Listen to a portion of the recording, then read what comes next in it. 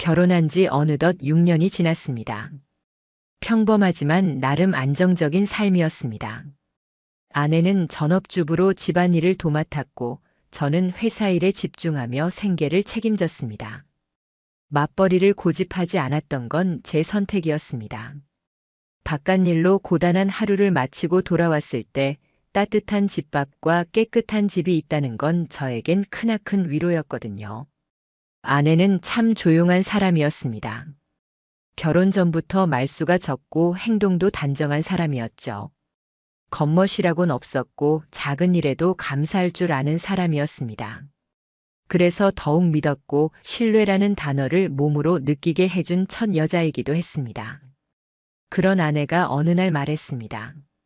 자격증 공부를 좀 해보려고. 집에만 있으니까 좀 갑갑해서 오히려 제가 반가웠습니다. 혼자 있는 시간이 많다 보니 지루할 수도 있었을 테고 스스로를 위해 뭔가를 하겠다는 결심이 기특했습니다.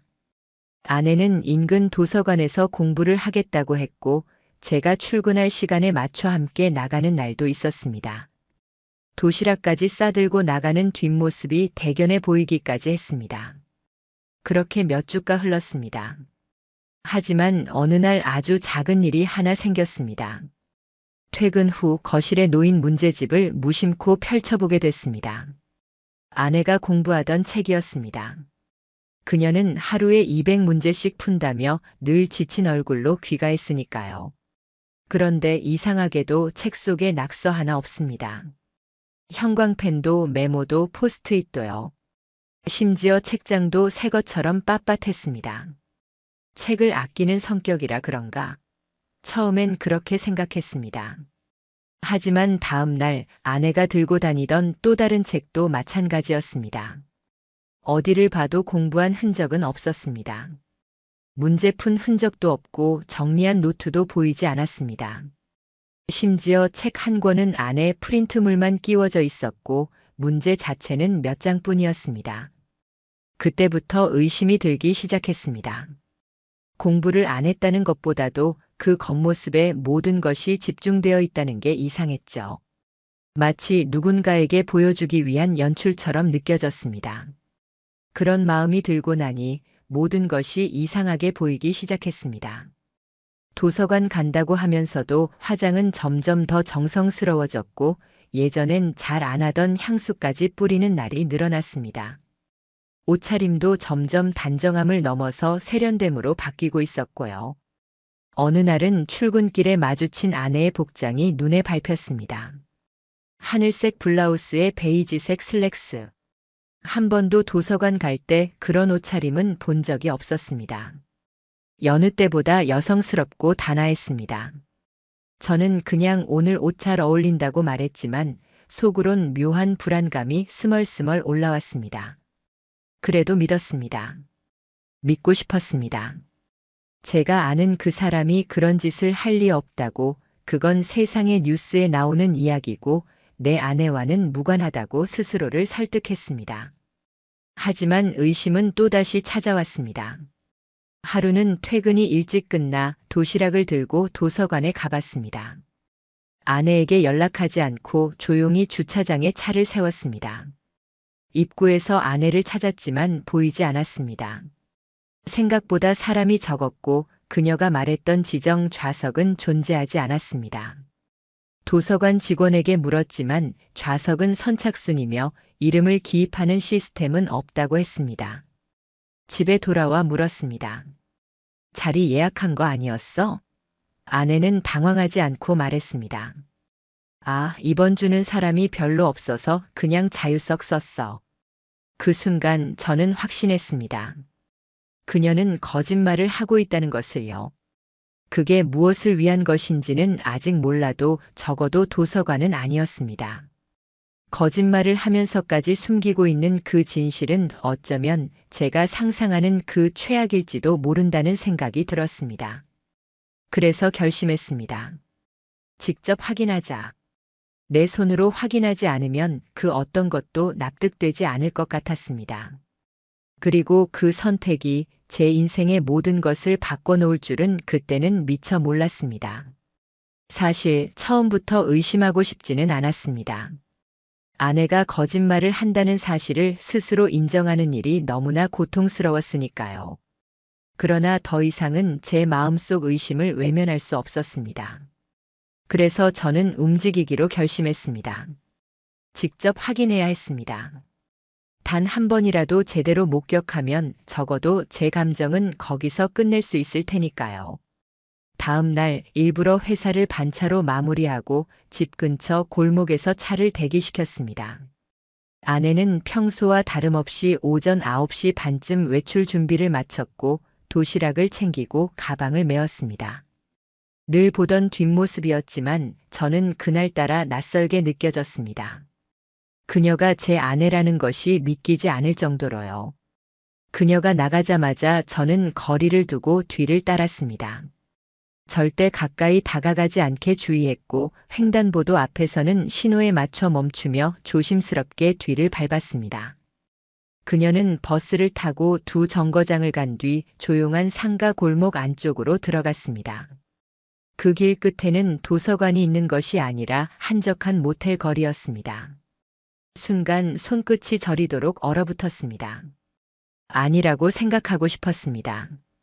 분명히 누군가를 만나러 간다고 확신한 것은 아닌데 그 길목의 목적지가 모텔이라는 사실만으로도 제 가슴은 바닥까지 가라앉았습니다. 그녀는 주변을 둘러보지도 않고 익숙하게 한 모텔로 들어갔습니다. 출입구 앞에서 휴대전화를 들고 몇 번 눌러보더니 문이 열렸습니다.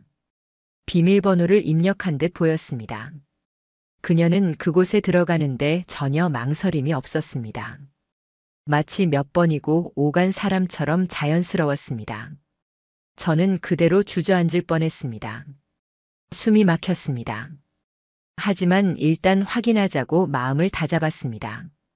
어떻게든 그 방이 어떤 방인지, 누가 있는지, 무엇보다 그 안에 있는 사람이 단순한 친구인지 아니면 상상하고 싶지 않은 존재인지를 확인해야 했습니다.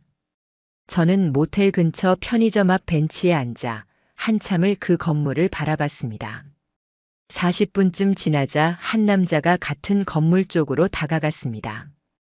휴대폰을 들고 전화를 받으며 웃는 모습이 눈에 띄었습니다. 그리고 그는 아내가 들어간 그 모텔, 그 방 번호 쪽으로 올라갔습니다. 그때 처음으로 확신했습니다. 이건 단순한 오해도 혼란도 아닌 명백한 외도라는 것을요. 무릎이 떨렸습니다. 손바닥엔 식은땀이 맺히고 입안은 바짝 말랐습니다. 돌아오는 길 저는 정신이 멍했습니다. 운전대 위로 떨어지는 눈물이 앞유리를 흐려놓았고 깜빡 신호가 바뀐 것도 몰랐습니다. 도대체 왜? 우린 싸운 적도 없고 경제적으로 부족한 것도 없었습니다. 늘 서로를 존중했고 저는 그녀를 믿었는데 왜 이런 일이 생긴 걸까요? 그날 밤 그녀는 아무렇지 않게 들어왔습니다. 미리 도시락통을 씻어놓은 걸까요? 가방 안도 비워져 있었고 땀 한 방울 없이 깨끗한 모습이었습니다. 오늘은 좀 어땠어? 괜찮았어. 도서관이 조용하니까 집중이 잘 되더라. 그 말을 듣는 순간 속이 뒤틀릴 만큼 치가 떨렸습니다. 하지만 저는 아무 말도 하지 않았습니다. 그녀가 한 말을 그대로 녹음했습니다. 그녀는 그날 도서관은커녕 책도 펴보지 않았습니다. 도시락은 먹지도 않았고 오전 10시부터 오후 3시까지 낯선 남자와 모텔에 있었습니다. 이제 모든 조각이 맞춰지기 시작했습니다. 그날 밤 저는 거의 잠을 이루지 못했습니다. 침대에 나란히 누운 아내가 오늘 정말 피곤하다며 등을 돌리고 누울 때 저는 그 등에 대고 말할 뻔했습니다. 그 모텔에서 누구랑 있었어? 하지만 말하지 않았습니다. 아직은 때가 아니라고 생각했습니다. 확실한 증거, 부정할 수 없는 진실을 손에 쥐기 전까진 그녀가 어떤 말로도 빠져나갈 수 없도록 완벽하게 준비하고 싶었습니다. 다음 날 아침 아내는 평소처럼 제 출근을 배웅했습니다. 그 얼굴에는 죄책감도 긴장도 없었습니다. 정말 아무렇지 않게 늘 해왔던 듯이 웃으며 손을 흔들었죠. 그 모습을 보며 저는 마음이 서늘해졌습니다. 이토록 자연스럽게 나를 속일 수 있다니. 그날부터 저는 행동에 나섰습니다. 첫 번째는 그 모텔의 CCTV였습니다. 요즘은 사생활 보호 때문에 영상을 받아내는 게 쉽지 않다는 걸 알고 있었지만 어느 정도의 절차를 거치면 출입 여부 정도는 확인할 수 있었습니다. 저는 지인을 통해 모텔 주변 상가에 있는 지하 주차장 CCTV에서 차량 출입 여부를 확인할 수 있었습니다. 그 결과는 예상보다 더 명확했습니다. 아내의 차량이 같은 요일, 같은 시간대에 주기적으로 그 장소에 주차되어 있었고, 같은 남성의 차량도 같은 패턴으로 함께 들어왔습니다. 저는 주차장 관리자에게 사정을 설명하고 일부 장면을 캡처했습니다. 이름과 시간, 차량 번호, 동선이 일치했습니다. 그 순간 마치 제 결혼 생활의 모든 퍼즐 조각이 하나씩 맞춰지는 듯한 기분이 들었습니다. 이쯤 되면 의심이 아니라 확신이었고 그 확신은 분노로 바뀌었습니다. 하지만 저는 감정적으로 굴지 않기로 다짐했습니다. 두 번째는 녹음기였습니다. 아내가 외출할 때 저는 몰래 그녀의 가방에 녹음기를 넣었습니다. 그녀의 휴대폰에서 이어지는 통화 내용, 자동차 안에서 틀어놓은 대화, 심지어는 모텔 근처 커피숍에서 남자와 함께 웃으며 이야기하는 소리까지 녹음기에 고스란히 담겼습니다. 오늘은 좀 늦게까지 있어도 되지. 남편은 회사 갔을 거 아냐. 응, 걱정 마. 나 그 사람 루틴은 다 파악했어. 그 말을 듣는 순간 숨이 멎을 뻔했습니다. 그 사람 루틴은 다 파악했어. 저는 그 순간 깨달았습니다. 아내는 단순히 외도를 한 것이 아니라 저라는 존재를 철저히 관리하고 기만하고 조종해온 것이었습니다. 사랑해서 결혼한 사람에게 함께 살며 모든 걸 나눈 사람에게 이토록 교묘하게, 이토록 의도적으로 당해왔다는 사실이 저를 한순간에 무너뜨렸습니다. 그날 밤 저는 술을 마셨습니다. 아내 몰래 혼자 숨어서 몇 년 만에 맥주와 소주를 뒤섞어 마셨습니다. 고개를 떨군 채 책상에 앉아 왜? 라는 질문만 수백 번 했습니다. 내가 부족했나? 어디서부터 틀어진 걸까? 도대체 어디까지가 거짓이었고 어디까지가 진심이었을까? 냉장고에 붙은 가족 사진, 핸드폰 배경화면으로 쓰던 여행지 사진, 그녀가 선물해준 생일 카드까지 이제는 모두 거짓처럼 느껴졌습니다. 하지만 그날 밤 저는 한 가지 더 결심했습니다. 이대로 넘어가지 않겠다. 상간남의 정체를 확인하고 법적 대응을 준비하고 이 모든 일을 기록으로 남겨두자. 감정에 휘둘리면 되레 제가 무너지게 될 테니까요. 다음 날 저는 그 남자의 얼굴을 보기 위해 또다시 미행을 나갔습니다. 그날도 똑같은 시간, 똑같은 모텔, 그리고 똑같은 커피숍. 하지만 이번엔 더 가까이 다가갔습니다. 차 안에서 카메라 줌을 당기고 셔터를 눌렀습니다. 그 남자는 제가 예전에 함께 골프 한 번 친 적 있는 사람이었습니다. 아내의 고등학교 동창 남편. 어느 날 식사 자리에서 스쳐 만났던 사람. 모르지 않았던 얼굴이었기에 더욱 치가 떨렸습니다. 그들의 표정은 너무나 즐겁고 너무나 자연스러웠습니다. 아내는 제가 세상에서 가장 사랑했던 사람이었습니다. 그런데 이제는 제게 가장 모욕적인 존재가 되었습니다. 제가 세운 계획은 단순했습니다. 그녀에게 모든 증거를 들이밀고 인정하지 않으면 보여줄 생각이었고 인정하더라도 절대 용서하지 않을 생각이었습니다. 그날도 평소와 다름없이 아내는 아침 일찍 일어났습니다. 얼굴엔 생기 있었고 도시락은 정성스럽게 쌌습니다. 거울 앞에서 머리를 매만지고 립밤을 바르고 나가는 모습까지. 언뜻 보면 아무 문제 없는 평범한 부부의 일상이었습니다. 하지만 제 마음은 이미 차갑게 식어 있었습니다. 며칠 전 녹음 파일을 편집했고 모텔 출입 사진, 차량 번호, 대화 내용까지 하나의 폴더로 정리했습니다. USB로 담아 따로 보관했죠. 그리고 저녁 식탁에서 아무렇지 않게 묻는 척하며 말문을 열었습니다. 도서관 말인데 요즘은 좌석 지정 안 하나 봐? 응? 왜 갑자기? 아는 사람 말로는 그 도서관은 그냥 자유석이라는데. 그녀는 잠시 멈칫했지만 곧 웃으며 넘겼습니다. 아, 맞아. 예약했다가 취소됐어. 그냥 편한 자리에 앉았어. 그 순간 마음속으로 하나의 X 표시를 그었습니다. 아직도 거짓말이구나. 확실하게 끝내겠다는 마음이 더 단단해졌습니다. 그럼 내가 다니던 그 도서관, 사실은 모텔이지? 그녀의 젓가락이 멈췄습니다. 표정은 그대로였지만 눈이 흔들렸습니다. 그동안의 모든 반응 중 가장 큰 동요였습니다. 무슨 소리야? 저는 대답하지 않고 식탁 아래 서랍에서 USB를 꺼내 그대로 그녀 앞에 올려놨습니다. 내가 내게 어떤 짓을 했는지 다 여기 있다. CCTV 사진 녹음. 심지어 그 남자랑 웃으며 나눈 대화까지. 그 순간 그녀는 숨이 멎은 사람처럼 고개를 들지 못했습니다.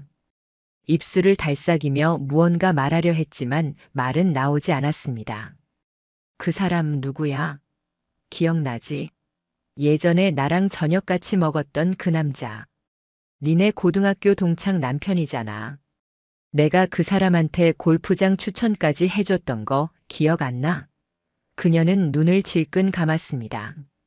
순간 그 작은 어깨가 부르르 떨렸고 저는 그걸 똑똑히 봤습니다. 한때 사랑했던 사람의 가장 비열한 모습이었습니다. 언제부터였어? 대답해봐. 작년 봄부터야. 그렇게 쉽게 말할 줄은 몰랐습니다. 저는 오히려 당황했습니다. 숨기거나 부정할 줄 알았는데 오히려 담담했습니다. 그 사람하고 있으면 편했어. 당신이랑 사는 게 싫었던 건 아닌데 그냥 숨 쉴 틈이 없었어. 그 사람은 나를 여자처럼 대해줬거든. 그녀의 말은 제 가슴을 송곳처럼 찔렀습니다. 숨 쉴 틈이라는 말이 마치 제가 그녀를 가뒀던 사람처럼 느껴지게 했습니다. 하지만 저는 더 이상 흔들리지 않았습니다. 그래. 그럼 숨 쉴 틈을 넓혀줄게. 이제 내가 선택한 그 사람이랑 살아. 그녀는 눈을 동그랗게 떴습니다. 뭐? 변호사 이미 선임했다. 이혼 진행할 거고 상간 소송도 같이 들어간다.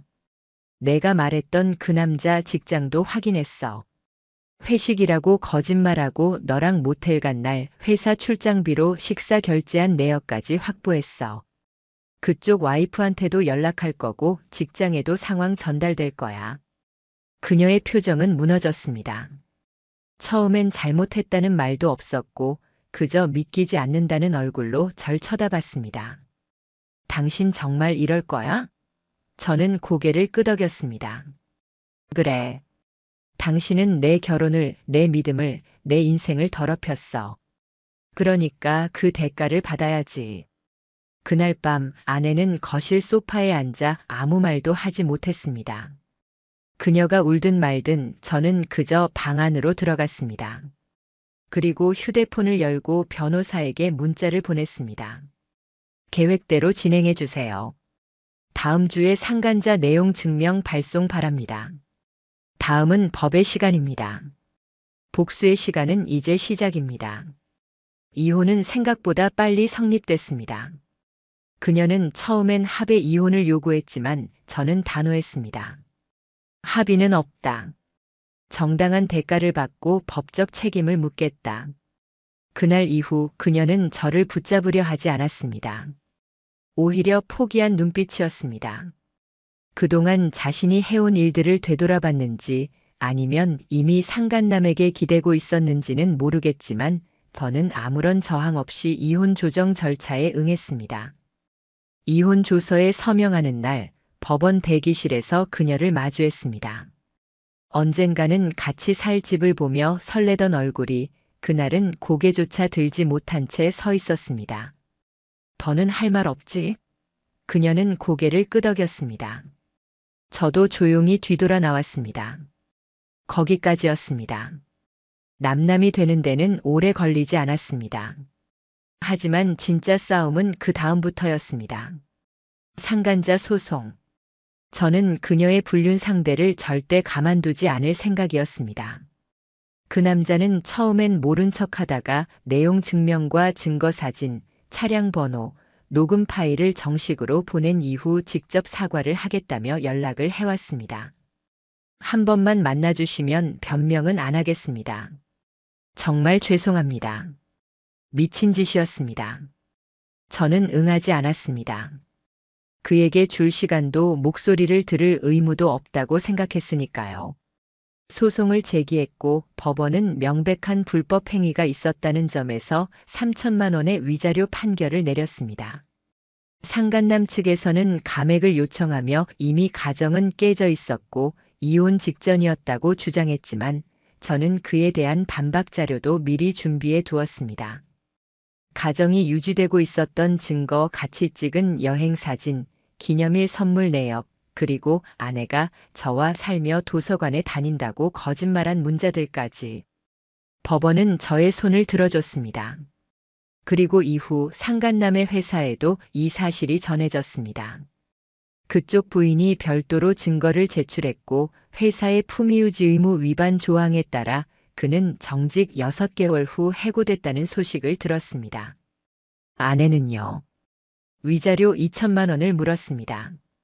합의 대신 소송으로 간 만큼 증거가 충분하다는 점에서 판결은 제 쪽에 유리하게 나왔습니다. 그녀는 현재 원룸에서 지내고 있습니다. 상간남과는 오래 가지 못했다고 들었습니다. 이혼 후에도 계속 만났던 두 사람은 그 남자의 부인이 위자료 소송을 진행하며 강하게 대응했고 주변의 시선과 압박을 견디지 못해 서로 연락을 끊었다고 합니다. 아이도 없던 우리는 서로를 아주 깨끗하게 정리할 수 있었습니다.